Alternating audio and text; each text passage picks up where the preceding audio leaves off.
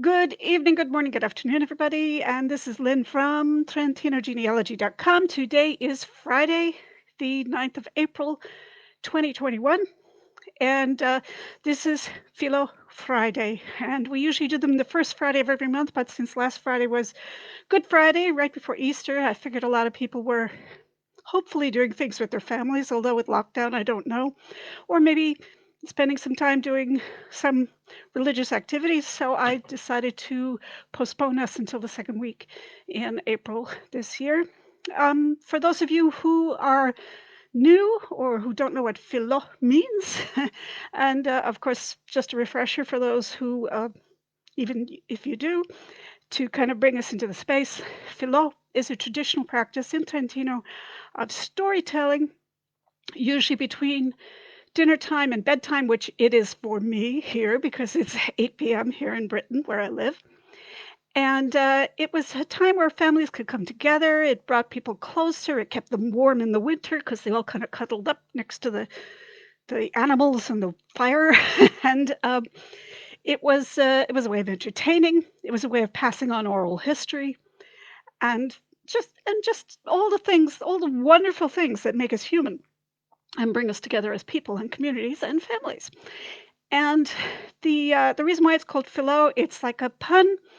First of all, Filò comes from the word for spinning, and it was traditionally the time when women would sit and spin the yarns. They're listening to the stories, or maybe telling the stories as well.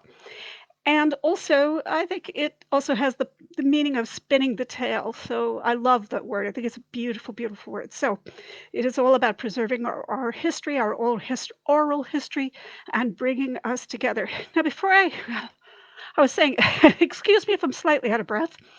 I had to run downstairs to get a package just before I hit play. So pardon me. I just wanted to mention, and it would be remiss of me if I didn't, if you haven't heard, because I live in England. I've lived in England for 21 plus years. Today, the husband of our Queen passed away, Prince Philip, Duke of Edinburgh, he's also called. He passed away. He was 99. He was almost 100 years old. They were married for 73 years. 73 years, 74, almost 74 years. And I think that, it's not that I had a strong connection to him, but the idea that the Queen is now mourning her husband of that many years, it's such an intense feeling for the whole country and possibly in other parts of the world. It underscores the importance of family, the importance of us coming together and preserving our culture. I think even though this is England and we're talking about Trentino, there's still something about it, something very poignant, and it kind of moved me today when I heard this. I thought I needed to announce that's what happened today. So we send our sympathies to the Queen and her family today.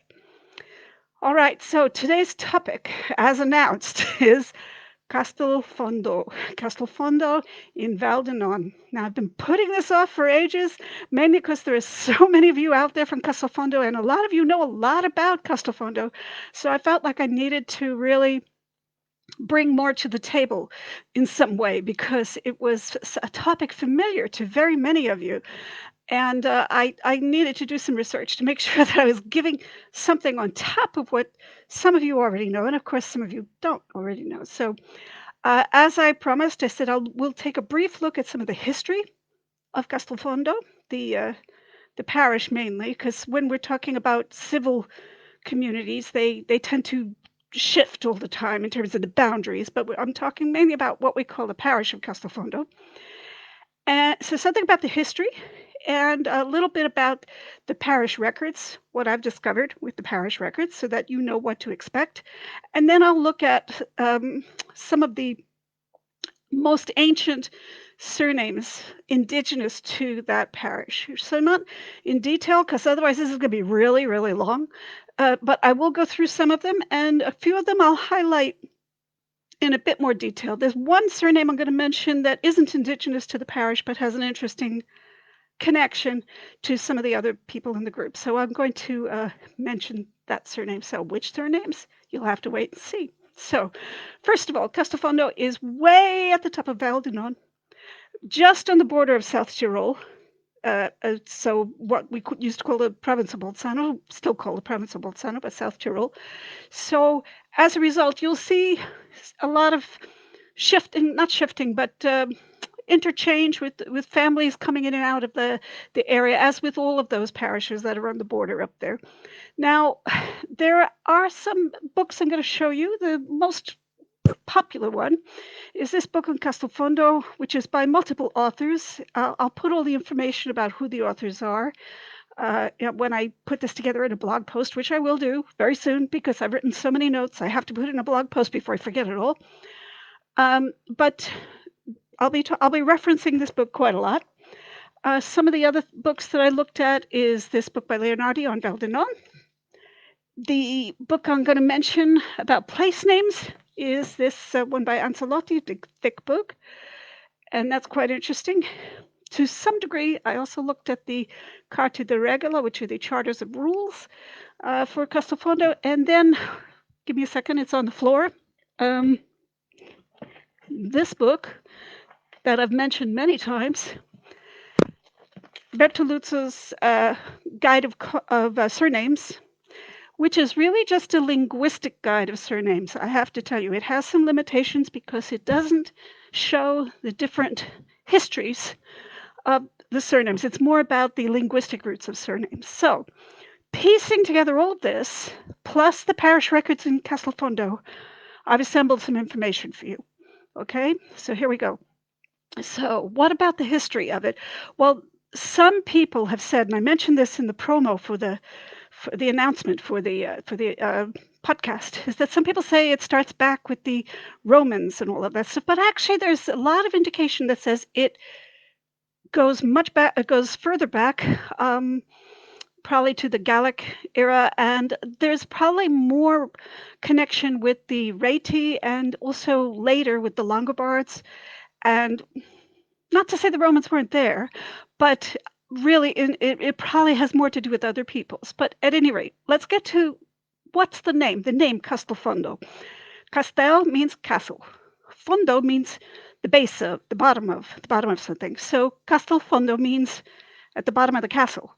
So the area would imply that it's something at the foot of a castle. It would imply that. However, what one historian has pointed out, this was actually Ancelotti in this place name book, the castle, there is a castle in Castelfondo, but it's usually called Castelfondo, which tends to imply rather that there used to be an older castle before this castle, and that the original Castelfondo is no longer there. There are references to it back to the to around the year before the year 1100, and it belonged to the Counts of Thun. For a while, there was also a Counts of Castelfondo, Lords of Castelfondo, but then they went extinct, and then it went back to the well, it went to the Counts of Tyrol at that point. So it's changed hands many times. However, that's the castle. The castle is one thing, and the castle may be kind of the focal point of the political history, if you will. There has been a parish there, or what they would call a pieve, back at least to around the 700s, 800s, so like the times of Charlemagne. There's evidence that there was a pieve there, that far back. So it really does go quite far back as a parish. Of course, it wasn't necessarily called Castelfondo, but it was one of the parishes back in 1300 years ago. So we're talking about. Now let me look down at my notes because I want to make sure that I don't get things very confused. Okay, so understanding that there was a parish there. We'll come back to this idea of parish. I want to take a look at the Frazioni. Now, Frazioni is a word for hamlets, the little, they're not even villages necessarily. I mean, today they're probably more developed into villages, but Frazioni technically is a hamlet, a little area, little living area. And there are, generally speaking, recognized 3 hamlets in Castelfondo, although one, I believe, I was told, is no longer, but it's mainly 2 of them. But in this book, we hear of 2 others, which are more ancient. So I'm going to talk about, all of them. The ones that we mostly hear about are today are Raina and Dovena, and also Melango. We see that um, in the records quite a lot. But the two that are older are called Barco and Colonia. And they both have very interesting histories. Now I'm going to talk about Barco first because that seems to be the one that is oldest and it disappeared. And the way it disappeared is quite dramatic. Now, it's made of two words. It's Barco. That's how we would spell it, these 5 letters. But it's actually a contraction of 2 Latin words, ab arche. Now, ab, if you know Latin, means from, or you've come from someplace. And arche isn't yet another word for castle. So in this, when you put ab arche, it means from the castle or somewhere in the area of the castle. So really, when you compress it, abarque eventually becomes barco. Drop the A at the beginning, change the letter at the end, whatever. It just becomes barco. And essentially it means the little villa, the area from around the castle. And it apparently was about 500 meters away from the castle as we know it today. And it was kind of like an extension of it, almost an extension of it. Now, Clementi, who's the author who, like I said, this is multiple authors, but the author who wrote this section, his name is Clementi, which is a very, very old Castelfondo surname. He tells us that it was destroyed, flattened, completely flattened by what he calls a frane di sassi, which means frana is mudslide, but sassi are rocks. So it's an avalanche of rocks caused by giant mudslide after a tumultuous thunderstorm, really deadly storm. And apparently it came down. Now, I don't know the geography that well because I've only been to Castelfondo once and I haven't plotted out where all the villages are, but you would know it better than I do if you've been there more than once. Apparently it came down from Dovena and it completely decimated Barco. It exists no longer. And he calls it a little Pompeii. It's like a little Pompeii.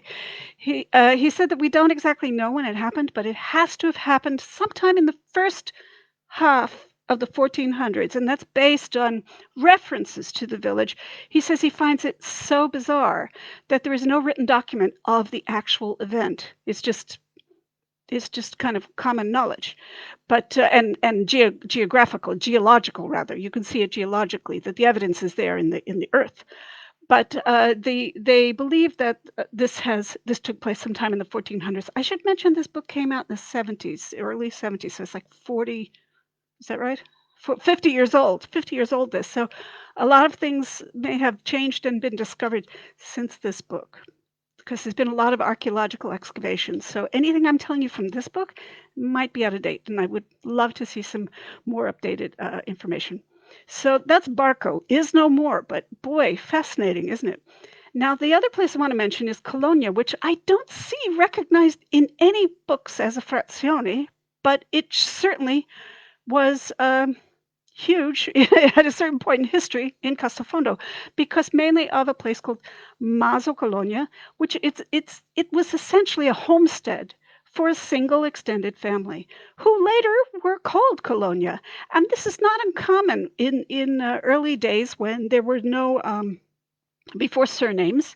People were often people were often called after where they came from. So if they had a big homestead, I could think of another place, Chiusele in Val Lagorina. They just simply took the surname of the little homestead that they came from, and that is what happened with the Colonia family. Now, the thing is, though, this is where I have to differ. Robert Yusko had asked me about this some time ago. I don't actually agree with what some of the claims are in this book, saying that it has to do with a Roman colony, because Colonia comes from the word colonia, which means a colony. And he is saying in here that this is evidence that they were Roman soldiers who settled there. That might be so, if except for the fact that the name Colonia appears in other parts of the province and probably in other parts of Italy as well. It appears near Tenno. It appears. I'm trying to think of where else it appears. I think I wrote down where else it appears. Anyway, it appears in many other places in the province. So the references that he's talking about in the old Latin texts could be talking about any colony anywhere, not even outside the province, outside the peninsula. So I disagree with him that it is a reference directly to anything to do with Castelfondo. I disagree with that. I'm not saying it isn't old. It's very old. And the family is cited as being a very ancient family. And it says, although he doesn't say what document it is, and that's always suspicious to me. I want to find the document that says this, that the family is cited as having always been in perpetuity exempt from the taxation imposed by the lords of the castle. So that's kind of interesting because they were a pre-empire family, royal, not royal, but noble family. They were still rural nobility. They weren't like counts or dukes or barons or anything like that, but they were pre-imperial. Now, when people say ancient noble families, it means that they were cited as nobility before the period of Charlemagne. So they were pre-Holy Roman Empire.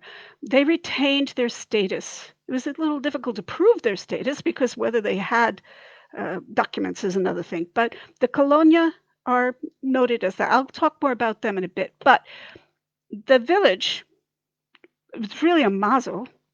And apparently the house still exists. And in this book, again, 50 years ago, they were excavating it. And they were finding all kinds of ancient remains in there. It goes very far back. And the people who came from there, that was their surname. So it is a very old surname. The other Frazioni is Raina, which is sometimes spelled Ruina, Rowena, and even Slavina, which is actually the Italian word for an avalanche. And again, it means that there was a frana di sassi, another avalanche of rocks, essentially, that it's associated with that in some way. But I haven't found how that links into the other one that we heard of. But so that area, actually, the name comes from that. The other area is the other frazione is Melango. Now that has a couple of different interpretations of what that could mean. Ancelotti suggested it could have something to do with a place up in South Tyrol, which has a similar name, Melago. But actually, she also says, and so do some of the other authors, that the the beginning of the word mel comes from a dialect word for mountain. So it has something to do with a mountain. That's what it is. Now, the last and most recent frazione, I'm not saying it's new because it's in the records back to the 1500s, but the last frazione to be created is Dovena. And the reason why it was the last frazione to be created is that when it first existed, it wasn't actually intended as a place for people to live. It was actually a place for sheep to graze. And in fact, it is, again, another contraction of two words. It means de ovena, ena meaning a place of, and so de meaning of. So de ovena means of the whatever the ova or it's not ova like egg, it's ovis, which means sheep. So de ovena together becomes dovena. It means the place of the sheep. The place of the sheep. It was a sheep grazing area, and the only people who really hung out there were shepherds in the beginning. Now, it sounds like after the Frana de Sassi did a lot of damage, that made a good argument for using Dovena as a place to live. So if that big catastrophe happened in the early 1400s, this is the explanation for why we would see Dovena appearing already in the records in the middle of the 1500s and probably earlier than that. So anyway, my explanation. Very interesting history. A lot of dynamic stuff going on there. A lot of weather, and and even just a few years ago, I was in Trento when they had the big floods and mudslides that devastated, for instance, Di Maro. Now, fortunately, the whole town village wasn't decimated, but it did kill a woman and it flattened a lot of trees in the province and it destroyed houses. And this sounds like it was much worse. Local maybe, but much, much worse. So much so that it is in the words of the places. Now, I find that very interesting. Okay, so let's shift gears and talk about the parish itself. Now, the parish we know is actually San Nicolo. But that's not the first parish. The very first parish was Santa Maria.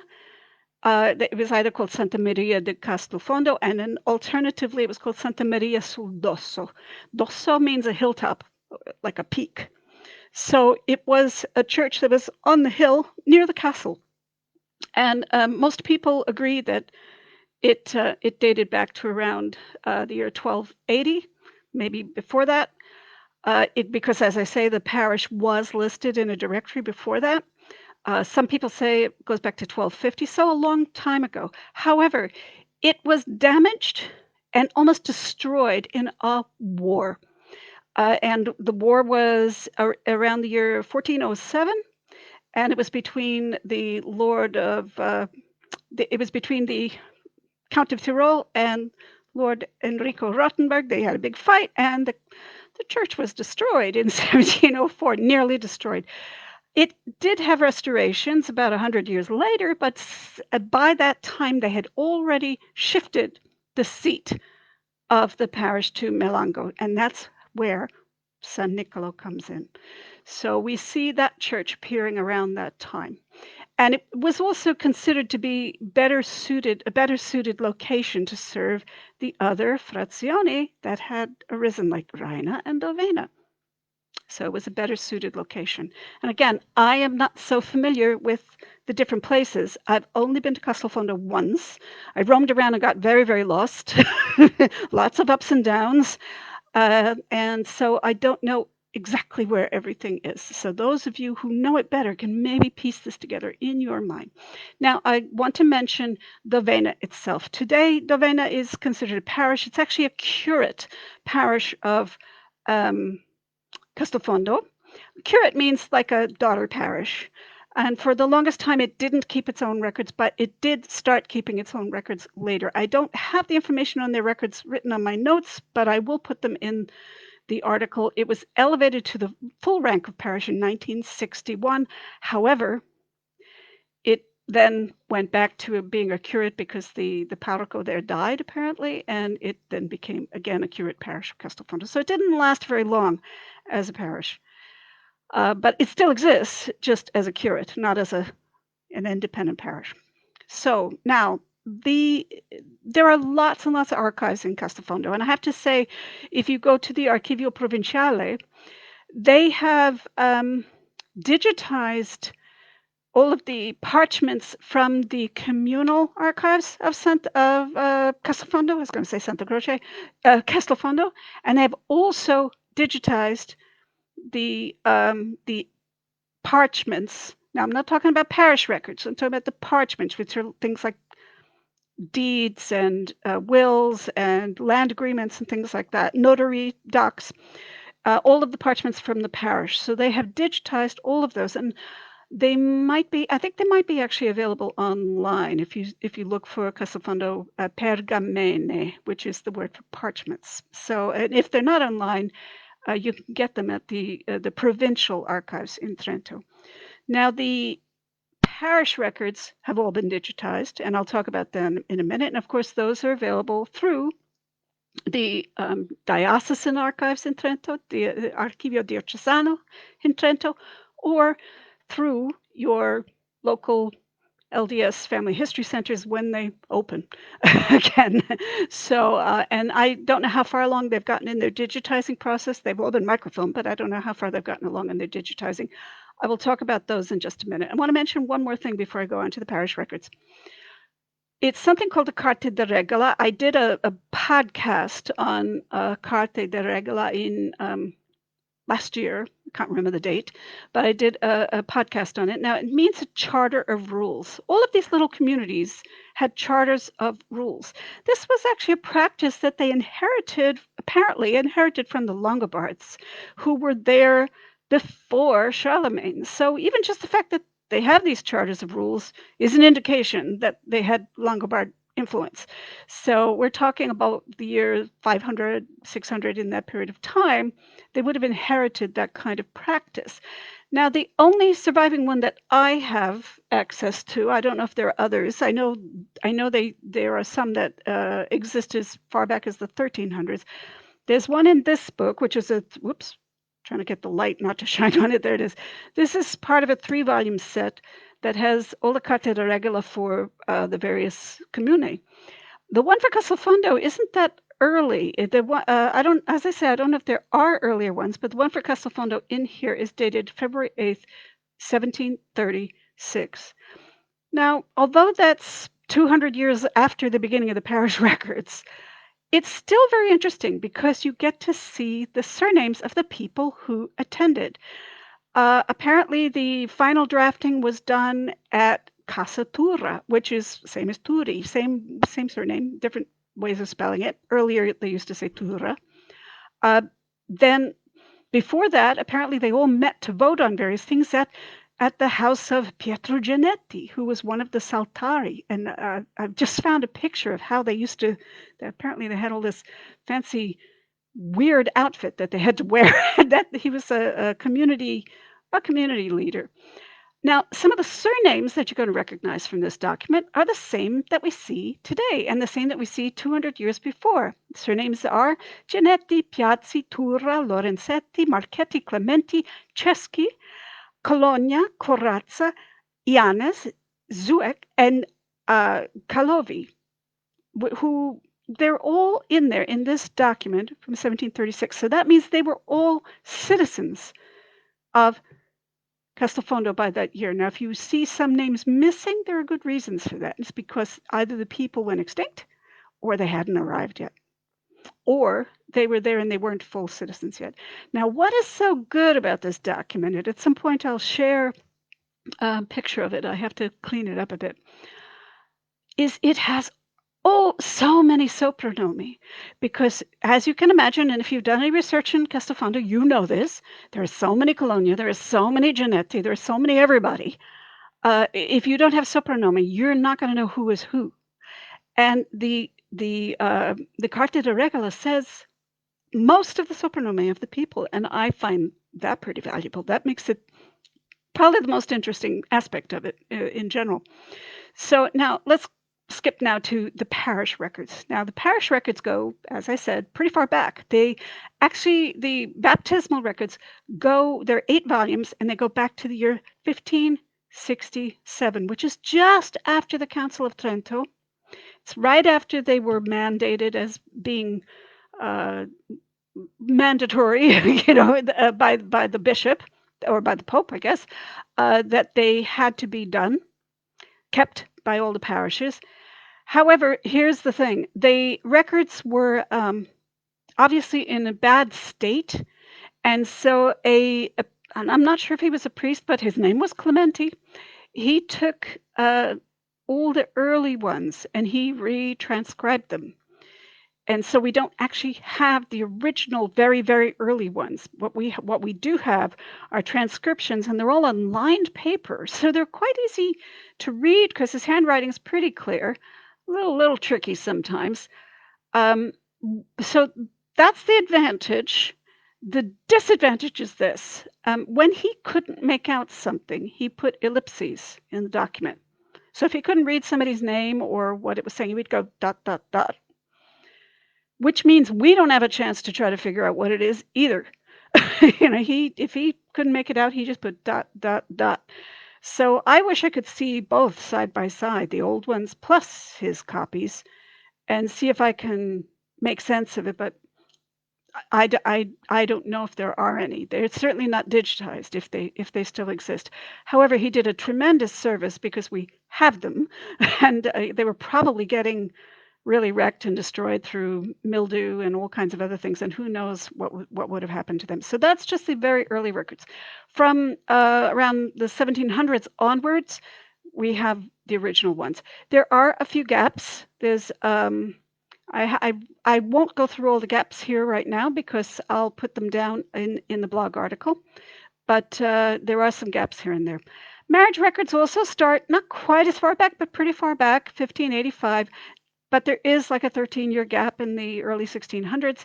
The death records go back, and also, as with the baptismal records, most of the early ones, all of the early ones are transcriptions from Mr. Clementi or Father Clementi. I don't know if it's a priest or not.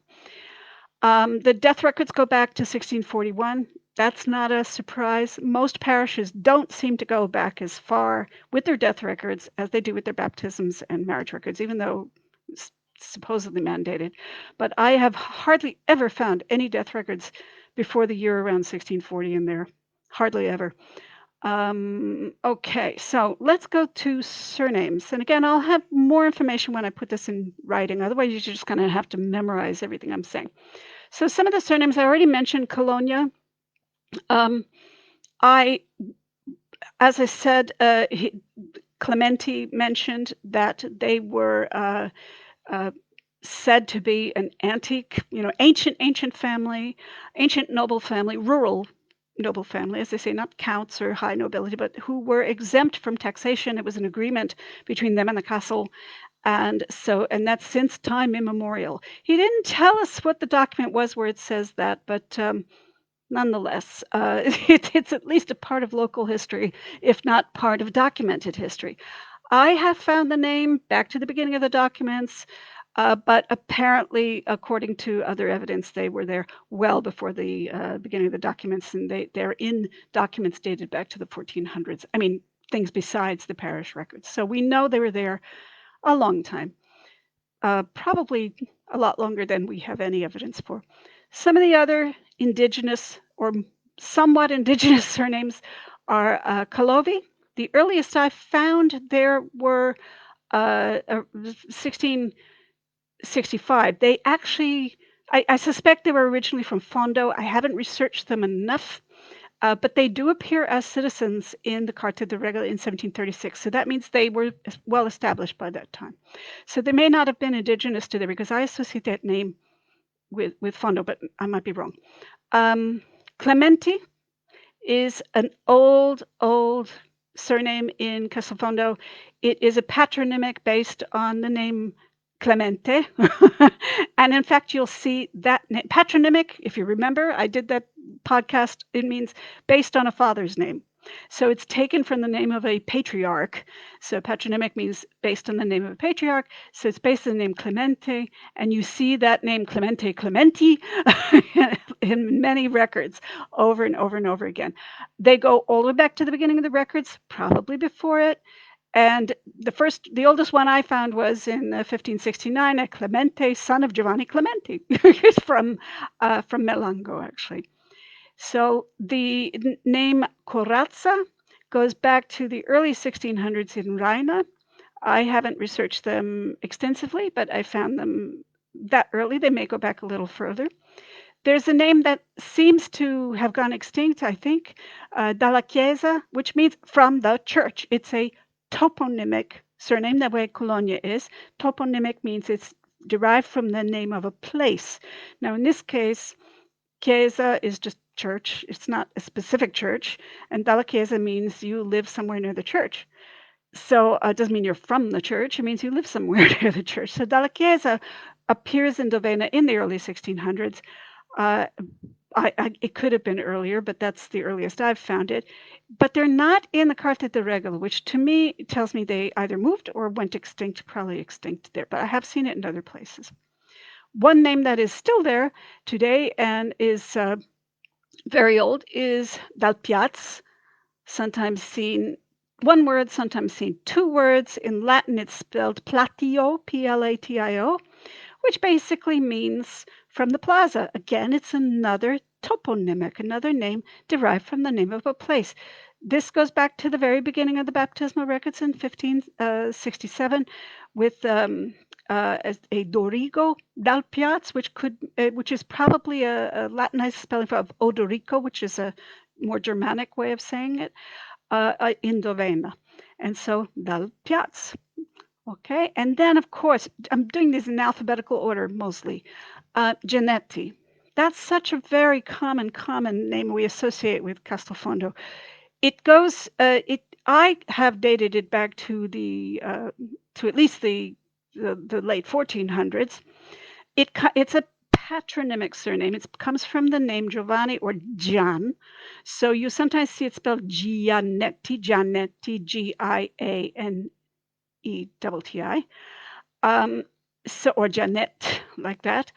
And so it comes from the name for Giovanni, which is also said Johnny, like that. So at least one branch was ennobled, probably others, but the one that I know of is my ancestor. It's my only Castelfondo ancestor that I know of.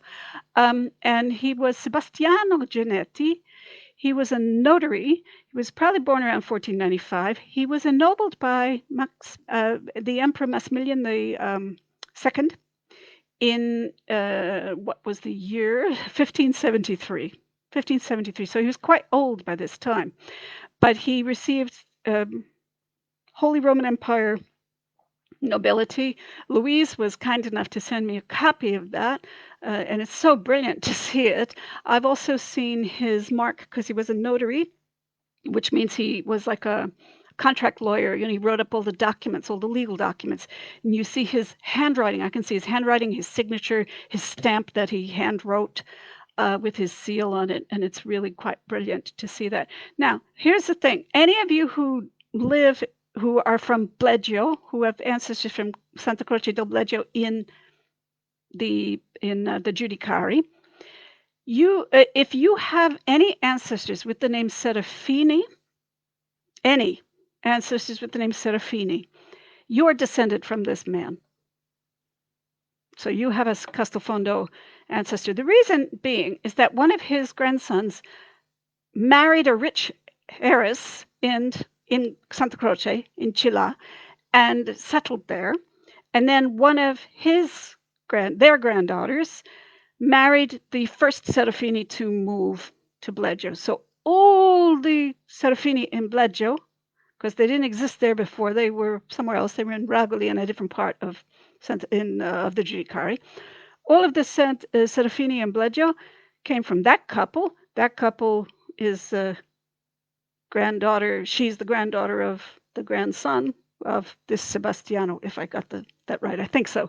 So if you have any Serafini from Bleggio, you have ancient Castelfondo, noble Castelfondo roots through the Genetti family, and you may be related to all the other Genettis in the group here. So that's just a bit of fun.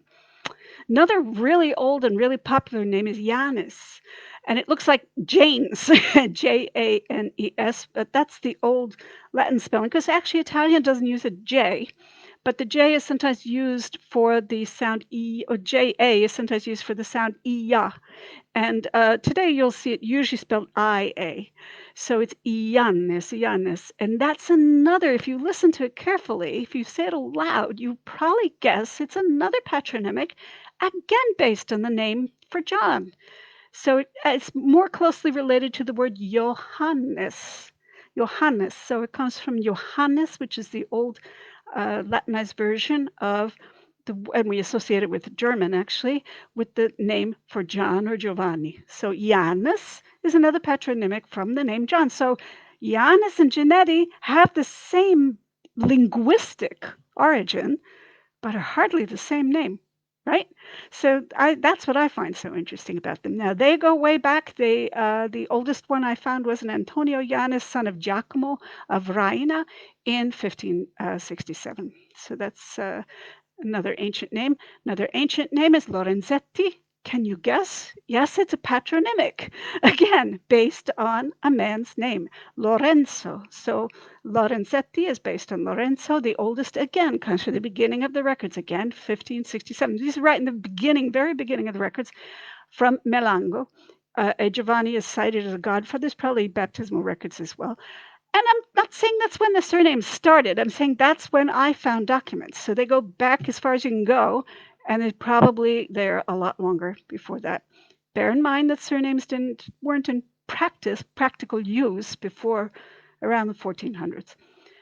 One of the last ones, I only have a few more. Marchetti. Can you guess? Yes, it's another patronymic based on the name Marco or Marcus in Latin. Again, goes back to the very beginning. The one I found, it says Castelfondo itself, not in one of the villages, so probably around the parish area. Very ancient, very prolific surname of Castelfondo associated. As soon as somebody says Marchetti, I say, "Oh, you have family from Castelfondo." They go, "Oh, yes. How did you know?" I said, "Well, that's where the surname comes from. It's where I see it. Although there are some from other parts of the province, but it's very, very common in Castelfondo." Now, one of the ancient surnames, and I dare not say this wrong because it's just so, it's spelled so many different ways, is um, Piekenstein, Pekenstein. It's spelled many different ways, and forgive me, Bertoluzzi, who I told you just as a linguistic background, he says it's related to the name Pickler, which he says they all have a similar meaning to the Italian name Daldos, which means from the hilltop.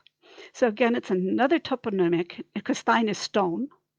So um, no, it isn't. I've got it mixed up. But anyway, never mind. I don't know German, so forgive me. So, but it's he says that it's related to the Italian name, or is similar in meaning to the Italian name Daldos. It is German, obviously. He says it comes from South Tyrol, places like Senales and San Felice, those places in the province of Bolzano.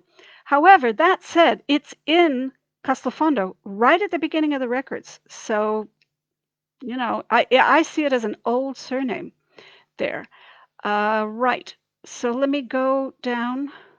Okay, right. So I saw Senya at the beginning of the records, but it indicated actually that they were from Caldez, but a very long time ago. So this is in the 1500s.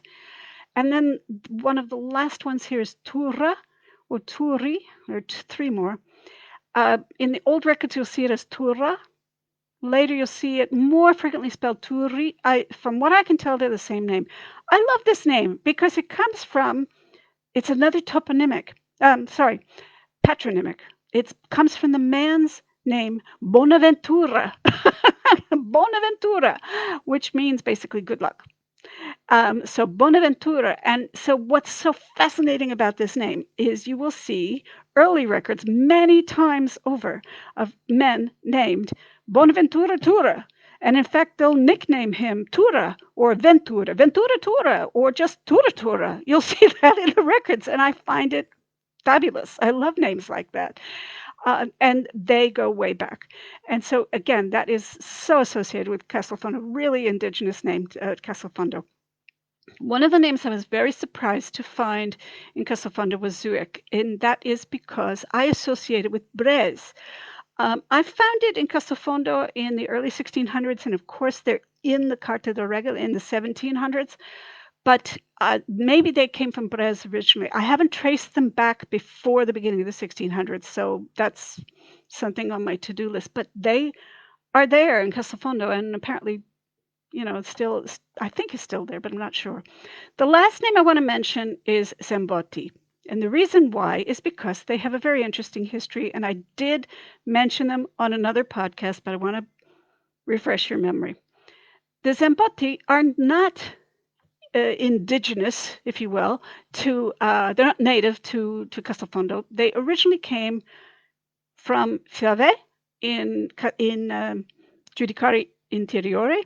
However, that family originally came from Vermiglio in Val di Sole. So they went Val di Sole down to Fiave, and one man named Bartolomeo Antonio, went up and married a woman up in Castelfondo. And from that couple, they had 14 children, but most of them died.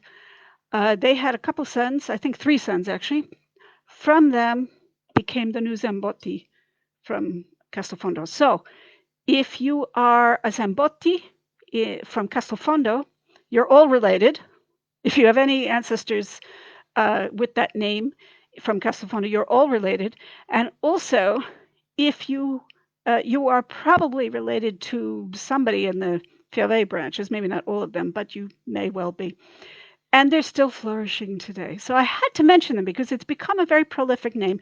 You will notice it's not, I didn't mention it in connection to the Carta de Regla. It's because they arrived later, slightly later, about 10 years after it was done. So, but they're still there now. So anyways, I didn't go too far over the 45-minute mark. That's my whirlwind tour of Castelfondo. I know I'm not giving all the details of all the surnames, but it's because otherwise it's going to go on forever and ever and ever. But I will write more information when I put the blog article together. I would love to hear your comments, your questions. I hope that you found some of this interesting. And even if even if you don't have answers from Castelfondo, I hope you find it interesting anyway, because I find all of it interesting. But I do have one line from Castelfondo, so to me, it's a place that I feel some energy for. The church there is gorgeous, absolutely beautiful, and I do encourage you to visit. It's a bit hard to get to by car, but once you're there, it's really lovely. So. Anyway, once again, this is Lynn Serafinn from Trentino Genealogy. I'll be back for next Filò Friday. The first Friday of the month is the 7th of May this year. That's actually my daughter's birthday, so I have no idea what lockdown's doing, and I don't know if I'm going to see my family or not. I'll find out. But if I can't do it on the 1st of May, I will do it the following Friday on the 14th. So at any rate, take care, and I'll see you in the group. Bye.